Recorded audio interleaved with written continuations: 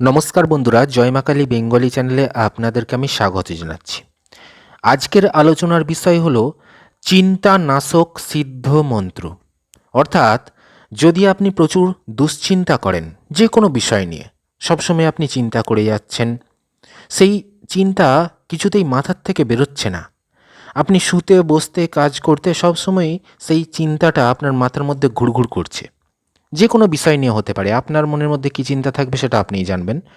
তো সেই দুশ্চিন্তাকে কিছুতেই মন থেকে ঝেড়ে ফেলতে পারছেন না, সবসময় সেই চিন্তাটা আপনার মাথার মধ্যেই রয়ে গেছে, সেই চিন্তা আপনার পিছু ছাড়ছে না। তো সেই চিন্তা, সেই দুশ্চিন্তাকে মানে আমাদের যে মন রয়েছে সে মন থেকে মুছে ফেলার একটা মন্ত্র আমি দিচ্ছি। আপনি যদি খুব দুশ্চিন্তা করেন, দেখবেন এরকম অনেক মানুষ পাওয়া যায়, বসে বসে শুধু ভেবেই চলেছে, চিন্তা করেই চলেছে, মানে এরকম চিন্তা করে করে তার একটা মানসিক রোগে পরিণত হয়ে যাবে।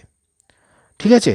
তো আমি সেই জন্য এই চিন্তানাশক যে সিদ্ধ মন্ত্র সেটা আমি আপনাদেরকে বলবো, আলোচনা করব। তো ভিডিও শুরু করার আগে আমি বলছি, আজকের আলোচনার বিষয় শুধুমাত্র আধ্যাত্মিক বিষয় নিয়ে এবং কিছু তান্ত্রিকদের থেকে পাওয়া, তন্ত্রশাস্ত্র থেকে পাওয়া, এবং বৈজ্ঞানিকভাবে কোনো এর প্রমাণ নেই, কেননা বিজ্ঞানরা এই বিষয়গুলো বিশ্বাস করে না। যারা বিজ্ঞানে বিশ্বাসী তারা এই ভিডিও থেকে দূরে থাকবেন। যারা আধ্যাত্মিক বিষয়, ঈশ্বরের ভক্তি রয়েছে, বিশ্বাস রয়েছে, তারাই এই ভিডিওটা দেখবেন। ঠিক আছে? তো চলুন আজকে শুরু করছি চিন্তানাশক সিদ্ধ মন্ত্র। দুশ্চিন্তা মন থেকে দূর করার কী উপায় রয়েছে। তো আপনাদের স্ক্রিনে দেখাচ্ছে, দেখুন মন্ত্রটি হচ্ছে ওং হ্রিং শ্রিং ভগবতী চিন্তামণি সর্বার্থ সিদ্ধিং দেহি দেহি স্বাহা। তো মন্ত্রটা নিশ্চয়ই বুঝতে পারলেন। এবারে আমি আপনাদের এই মন্ত্র কিভাবে প্রয়োগ করবেন সেটা বলবো। তো তার আগে বলবো যে মন্ত্রটি আপনারা যে কোনো শুভ দিনে শুদ্ধাচারে বসে, শুদ্ধাসনে বসে আপনার মন্ত্রটি মুখস্থ করে নেবেন, মনোযোগ সহকারে মন্ত্রটি মুখস্থ করে নেবেন, তারপরেই কিন্তু প্রয়োগ করবেন। ঠিক আছে? তো বলে রাখি, আজকের এই আলোচনা যে কোনো ধর্মের আপনি মানুষ হতে পারেন, হিন্দু মুসলিম, আপনি দেখতে পারেন ভিডিওটা, এবং পুরুষ হলেও আপনি পারছেন, মহিলা হলেও পারছেন এই ভিডিওটা দেখতে। তো দেখুন প্রয়োগটি কি বলছে।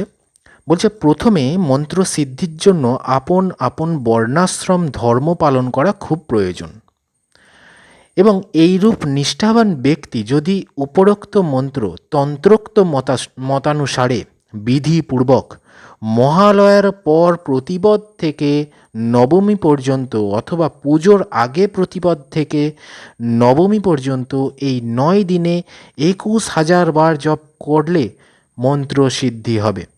তাহলে কি বুঝলেন?